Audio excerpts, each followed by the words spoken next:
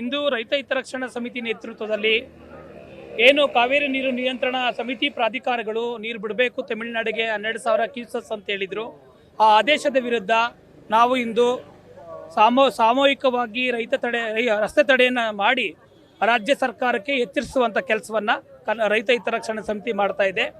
ಇದ್ರ ಜೊತೆಗೆ ನಾಳೆ ಕರ್ನಾಟಕ ಬಂದ್ಗೆ ಸಂಪೂರ್ಣವಾದ ಬೆಂಬಲವನ್ನು ವ್ಯಕ್ತಪಡಿಸಿ ರಾಜ್ಯ ಸರ್ಕಾರ ಇಂದು ನಡೀತಾ ಇರುವಂಥ ಸರ್ವಪಕ್ಷದ ಸಭೆಯಲ್ಲಿ ಬಹಳ ಮಹತ್ವವಾದ ಸಭೆಯನ್ನು ತೀರ್ಮಾನ ತೆಗೆದುಕೊಳ್ಬೇಕಾಗಿದೆ.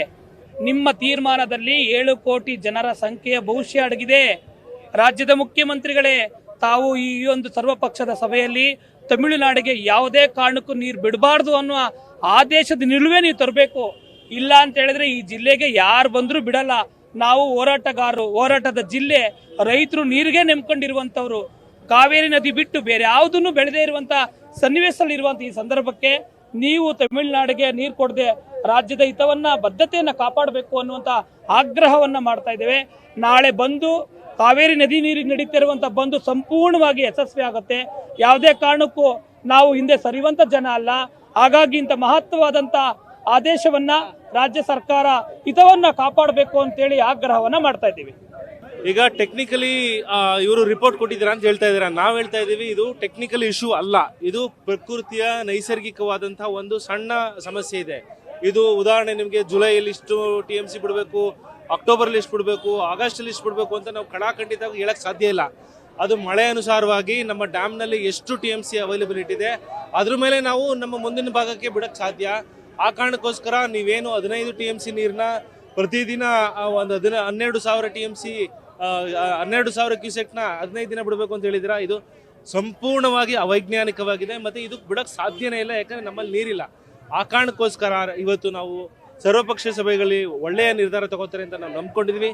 ನಾಳಿನ ಬಂದ್ಗೆ ನಾವೆಲ್ಲರೂ ಎಲ್ಲಾ ಸಂಘಟನೆಯವರು ನಾವು ಸಹಕಾರ ಮಾಡ್ತೀವಿ. ಮತ್ತೆ ಇದು ನಮ್ಮ ಕರ್ತವ್ಯ ಇದೆ. ಇದು ನಮ್ಮೆಲ್ಲರ ಯಾರ್ಯಾರು ಕಾವೇರಿ ನೀರು ಒಂದು ಗುಟ್ಕನು ನೀರು ಕುಡಿತಾ ಇದ್ರು, ಅದು ಎಲ್ಲಾ ಭಾಗದ ಮಂಡ್ಯ ಭಾಗ, ಮೈಸೂರು ಭಾಗ, ರಾಮನಗರ ಭಾಗ, ಬೆಂಗಳೂರು ಭಾಗದ ಎಲ್ಲಾ ವರ್ಗದವರ ಕೆಲಸ ಮತ್ತೆ ಕರ್ತವ್ಯ ಭಾಗವಹಿಸೋದು. ಮತ್ತೆ ನಾವು ಸಂಪೂರ್ಣ ಅದಕ್ಕೆ ಬೆಂಬಲ ತೋರ್ಕೊಡ್ತೀವಿ.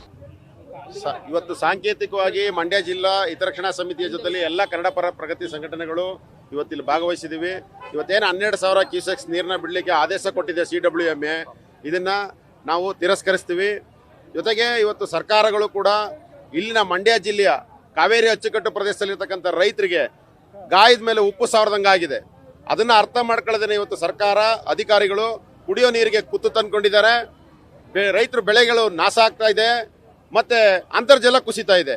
ಇದಿಷ್ಟನ್ನು ಗಂಭೀರವಾಗಿ ಇವರು CWRC ಅವರು ಇದನ್ನ ನಿರ್ದಿಷ್ಟವಾದ ವಾಸ್ತವತೆಯನ್ನ ಇವರು ಸರಿಯಾಗಿ ಮಾಡಿದ್ದೇ ಆಗಿದ್ರೆ, ಆ ಅಂಕಿಅಂಶನ ಕರೆಕ್ಟಾಗಿ ಅವರು CWMAಗೆ ಕೊಟ್ಟಿದ್ರೆ ಇವತ್ತು ನಮಗೆ ಇಂತಹ ಅವೈಜ್ಞಾನಿಕವಾದ ಆದೇಶ ನಮಗೆ ಬರ್ತಾ ಇರಲಿಲ್ಲ. ಹಾಗಾಗಿ ಇವತ್ತು ಏನು ಕೋರ್ಟಿನ ಪ್ರಾಧಿಕಾರದ ಆದೇಶಗಳನ್ನು ಇವತ್ತು ಸರ್ಕಾರ ಪಾಲಿಸ್ತಾ ಇದ್ರೆ ಅವ್ರಿಗೆ ನಾಳೆ ಸುಪ್ರೀಂ ಕೋರ್ಟ್ ಚೀಮಾರಿ ಹಾಕ್ಬಿಡುತ್ತೆ ಅಂತೇಳಿ ಇವತ್ತು ಯಾವುದೇ ರೀತಿಯಾದಂತ ಮುಂದಿನ ಆಲೋಚನೆಯನ್ನು ತೆಗೆದುಕೊಂಡಿಲ್ಲ. ಈಗಾಗಲೇ ಮೆಟ್ಟೂರಿನಲ್ಲಿ 79 ಅಡಿ ಈಗ ಆಲ್ರೆಡಿ ನೀರಿದೆ. ಈಗ 10 TMC ನೀರು ಹೋಗಿದೆ. KB ಏನು ನಮ್ಮ ಕಬಿನಿ ಜಲಾಶಯ 4 ಜಲಾಶಯ ಸೇರಿದ್ರೆ ಈಗ ನಮ್ಗೆ ಕುಡಿಲಿಕ್ಕೆ ಅಷ್ಟೇ ನೀರು ಇರತಕ್ಕಂಥದ್ದು. ಈಗ ಮಂಡ್ಯ, ಮೈಸೂರು, ಬೆಂಗಳೂರು ಈ 3 ಭಾಗಕ್ಕೆ 35 TMC ನೀರು ಕುಡಿಲಿಕ್ಕೆ ಹೋಗುತ್ತೆ ಅಂತಂದ್ರೆ ಈಗ ತಗೊಳ್ತಾ ಇರ್ತಕ್ಕಂಥ ಯೋಜನೆಗಳಿಗೆ ನಾವು ಲೆಕ್ಕಾಚಾರ ಹಾಕಿದ್ರೆ ಇನ್ನು 12 TMC ನೀರು ಅದು ಮಂಡ್ಯಕ್ಕೆ ಮಾತ್ರ ಸೀಮಿತ ಆಗುತ್ತೆ. ಹಾಗಾಗಿ ಏನು ರಾಷ್ಟ್ರೀಯ ಜಲನೀತಿ ಮಾರ್ಗಸೂಚಿ ಏನಿದೆ, ಕುಡಿಯೋ ನೀರಿಗೆ ಆದ್ಯತೆ ಕೊಡಬೇಕು, ಪ್ರತಿಯೊಬ್ಬ ಪ್ರಜೆಗೂ ಸರ್ಕಾರ ಕುಡಿಲಿಕ್ಕೆ ನೀರು ಕೊಡಬೇಕು, ಅದನ್ನ ಸರ್ಕಾರ ಯೋಚನೆ ಮಾಡಿ ಮತ್ತೊಮ್ಮೆ ಏನು CWRC ಬಂದು ಅವರು ಕಣ್ಣಾರ ನೋಡಿ ಏನು ಈ 4 ಜಲಾಶಯದ ನಿರ್ದಿಷ್ಟವಾದಂತಹ ವಾಸ್ತವಾಂಶದ ಏನಿದೆ ಅದನ್ನ ಸರಿಯಾದ ಕ್ರಮದಲ್ಲಿ ಕೊಟ್ಟು ಸುಪ್ರೀಂ ಕೋರ್ಟ್ಗೆ ಮರು ಪರಿಶೀಲನಾ ಅರ್ಜಿಗೆ ಹಾಕಿ ನಮ್ಗೆ ನ್ಯಾಯ ದೊರಕಿಸಿಕೊಡ್ಬೇಕು ಅಂತ ಸರ್ಕಾರಕ್ಕೆ ನಾವು ಒತ್ತಾಯ ಮಾಡ್ತಾ ಇದ್ದೀವಿ.